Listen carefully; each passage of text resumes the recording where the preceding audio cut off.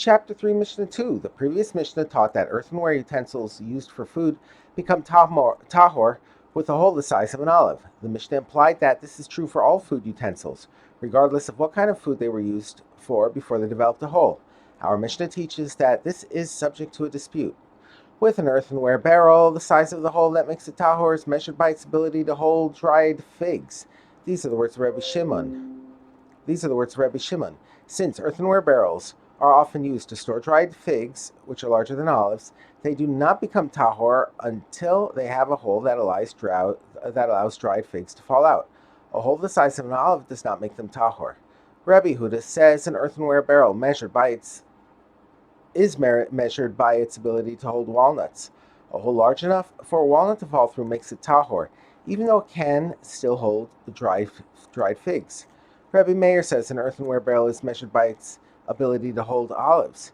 Once there's a hole large enough for an olive to fall through, the barrel becomes tahor, even though it can still hold the dried figs and walnuts. The rule taught at the end of the previous Mishnah follows the view of Rabbi Meir. The previous Mishnah taught that utensils that are used for both foods and liquids are treated with the stricter measure of foods. The Mishnah now gives an example of such utensils. With a stew pot and cooking pot, the size of the hole is measured by its ability to hold olives.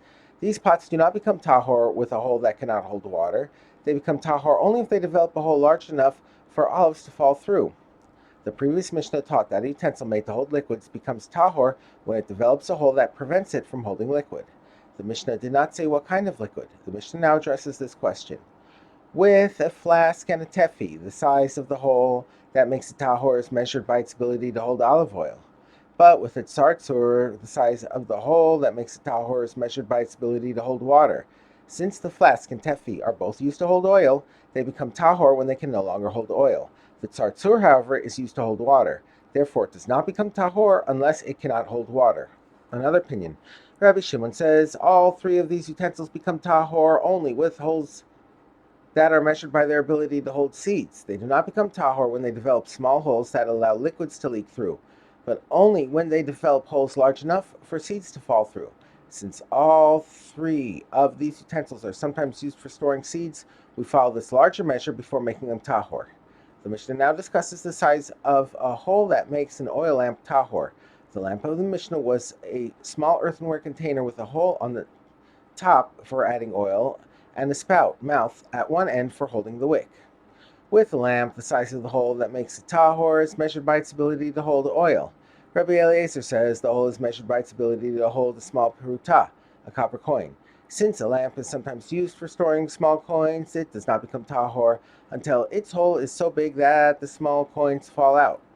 The Mishnah now records two other laws related to the tahor of lamps. A lamp whose mouth, the part from which the wick emerges, has come off is tahor, because it can no longer be called a lamp. And a lamp made of earth that has not been fired in a kiln to finish it, but whose mouth has been fired by the flame of a wick, is tahor.